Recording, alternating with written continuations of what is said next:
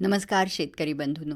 शेतकरी बंधूंनो, शेतीला पूरक म्हणून आपल्याकडे पशुपालन, कोंबडी पालन हे व्यवसाय केले जातात. पण आता कोंबड्या आणि मासे हे आपण एकत्र जर पाळले तर त्याचा फायदा नक्कीच आपल्याला होणार आहे. मासे आणि कोंबडी पालन एकत्रितपणे करण्यासाठी तलावावर किंवा काठावर कुक्कुटपालनाचे शेड उभारले जातात. यामुळे कोंबड्यांची विष्ठा थेट तलावात पडते आणि माशांना खाद्य उपलब्ध होतं. या पद्धतीमुळे जागा वाचते आणि दुहेरी उत्पन्न मिळतं. जेव्हा कोंबड्यांची विष्ठा तलावात मिसळते तेव्हा तलावातील अन्नसाखळीत विविध प्रकारे ते प्रवेश करतं. कोंबड्यांच्या विष्ठेमध्ये असलेले खनिज घटक, स्वपोषी सूक्ष्मजीव हे शेवाळ वाढीसाठी आवश्यक असतात. त्यामुळे तलावात फायटोप्लॅन्क्टनची वाढ होते. विष्ठेमधील सेंद्रिय पदार्थ हेटेरोट्रॉफिक सूक्ष्मजीवांच्या वाढीसाठी उपयुक्त ठरतात. हे सूक्ष्मजीव थेट माशांकडून किंवा झूप्लॅन्क्टनद्वारे खाल्ले जातात. अशा प्रकारे कोंबडीच्या विष्ठेपासून निर्माण होणारे पोषक घटक तलावातील फायटोप्लॅन्क्टन, झूप्लॅन्क्टन आणि सूक्ष्मजीवांमार्फत अन्नसाखळीमध्ये प्रवेश करून शेवटी माशांच्या वाढीला मदत करतात.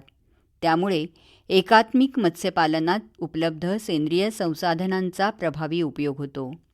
मंडळी, यामध्ये कोंबड्यांची निवड, त्यांचा उपयोग, आर्थिक महत्त्व आणि मत्स्यपालनासोबत एकात्मिक करण्याची योग्यता यावर अवलंबून असतं. चिकनसाठी ब्रॉयलर, अंडी उत्पादनासाठी लेयर्स किंवा शोभेचे पक्षी यांची निवड केली जाऊ शकते. परंतु मासे आणि कोंबड्यांच्या एकात्मिक प्रणालीसाठी योग्य उत्पादनक्षम जातींची निवड करावी.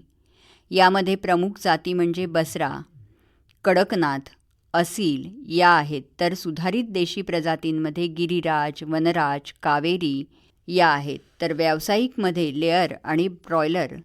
लेअरमध्ये प्रामुख्याने व्हाईट लेघॉर्न अंडी उत्पादनासाठी वापरली जाते. तर ब्रॉयलरमध्ये कॉब आणि रॉस यासारख्या संकरित जाती चिकनसाठी पाळल्या जातात.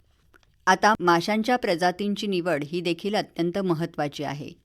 तज्ज्ञांच्या सल्ल्याने प्रजातींची निवड यामध्ये करावी. सामान्यतः catla, rohu, mrigal, common carp, grass carp, silver carp आणि बिग हेड कार्प तसेच monosex tilapia, pangasius, puntius, snakeheads आणि इल्स या प्रजाती योग्य आहेत. या प्रजातींचं पालन मिश्र पद्धतीनं केल्यास तलावातील नैसर्गिक खाद्य आणि तलावातील थरांचा अधिक चांगला उपयोग होतो. मंडळी, एकात्मिक शेती प्रणालीमध्ये डीप लिटर पद्धतीने कोंबडी पालन करणं अधिक योग्य मानलं जातं. कोंबड्यांच्या मलमूत्रामध्ये 20 ते 30% प्रथिनं असतात.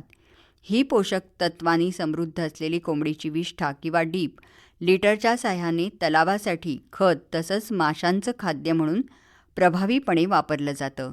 त्यामुळे कुक्कुटपालनातून निर्माण होणारा सेंद्रिय कचरा मत्स्यपालनात पुनर्वापर केला जातो.